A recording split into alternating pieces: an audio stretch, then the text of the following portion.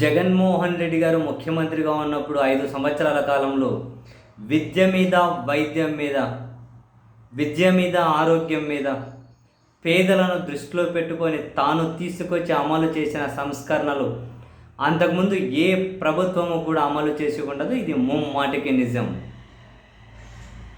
నాడు నేడు కింద మార్చిన స్కూళ్ళు పిల్లలకు అమ్మ బడికి పంపిస్తే డబ్బులు ఇచ్చిన దగ్గర నుంచి, మంచి తిండి పెట్టడం దగ్గర నుంచి, మౌలిక వసతులు, ల్యాప్టాప్ల దగ్గర నుంచి, ఇంగ్లీష్ మీడియం దగ్గర నుంచి, స్మార్ట్ క్లాస్ రూమ్ దగ్గర నుంచి మొదలెడితే ప్రభుత్వ ఆసుపత్రుల్లో పందులు బొర్లుతూ ఉండే. ఏమో మా ఊరు ప్రభుత్వ ఆసుపత్రులు అయితే నిజంగానే బొర్లుతూ ఉండే. మరి మీ ప్రభుత్వ ఆసుపత్రుల్లో ఎర్రకోట్లాగా మెరిసిపోతుండేనేమో అంతకుముందు నాకు తెలియదు, కానీ మెజారిటీ గురించి మాట్లాడుతూ ఉన్నాను. ఇప్పుడు ప్రభుత్వ ఆసుపత్రులు చూస్తే అద్భుతంగా ఉంటాయి.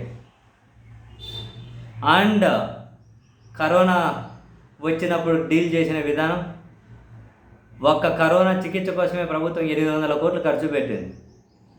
వైద్యం చేయించుకుని ఇంటికి పోయేటప్పటికీ రిటర్న్ మళ్ళీ ఖర్చులకు డబ్బులు కావాలి అని చెప్పి డబ్బులు ఇచ్చి పంపించారు. పాపం ఇబ్బందులు పడతారని.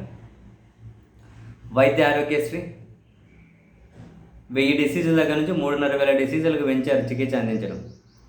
25 లక్షల రూపాయల వరకు వైద్య ఆరోగ్యశ్రీ కింద డబ్బులు ఇచ్చేవాళ్ళు. ఆరోగ్యశ్రీ కింద ఆంధ్రప్రదేశ్లో సరిపోతాయో లేదో అని చెన్నై, బెంగళూరు, హైదరాబాద్ పెద్ద పెద్ద ఆసుపత్రుల్లో కూడా వైద్యం చేయించుకొని మేము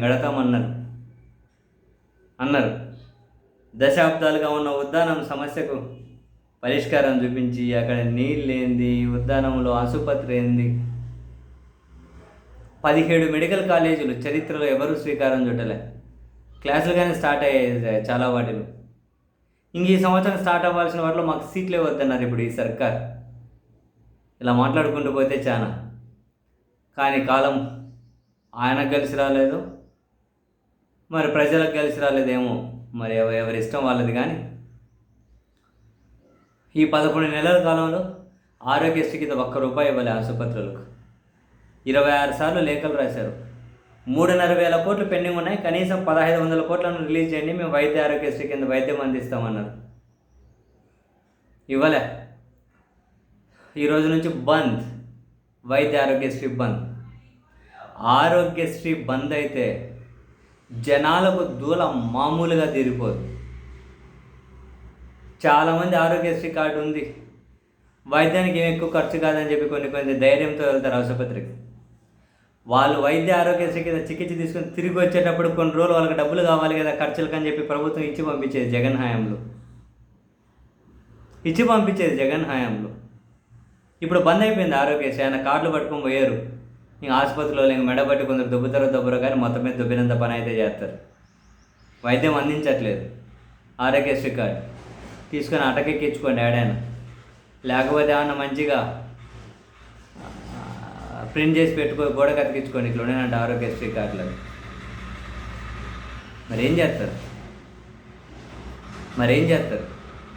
ఎంత దారుణం. ఆరోగ్యశ్రీ బంద్ అయిపోతే సరేలేండి, జనాలకు కూడా కొన్ని ఏమంటాయి కాసింత తెలిసి వచ్చినప్పుడు ఏమైనా చైతన్యం అవుతారేమో ఆలోచించాలి. ఆరోగ్యశ్రీ లేకపోతే దూర తీరడం అనేది చాలా చిన్న పదం, కానీ ఈరోజు నుంచి బంద్ చేశారు. నిన్నటి నుంచి ఓపీలు చూడట్లేదు. ప్రభుత్వం అసలు పట్టించుకొని కూడా పట్టించుకోవట్లేదు. అయినా ఏముంది లేపా స్వామి, అమరావతిలో మంచి మంచి బిల్డింగ్లు కడుతున్నారు, సంతోషపడకుండా ఆరోగ్యశ్రీ అంటారు, అమ్మఒడి అంటారు, తల్లికి వందనం అంటారు. ఆ అమరావతిలో బిల్డింగ్లు కడుతున్నారంట. ఆ పత్రికల్లో, టీవీ ఛానల్లో చూపెడతారు చూడండి మంచిగా. మరి ఆ బిల్డింగ్లు చూసి కడుపు నింపుకోండి. ఎందుకు ఇవన్నీ కానీ?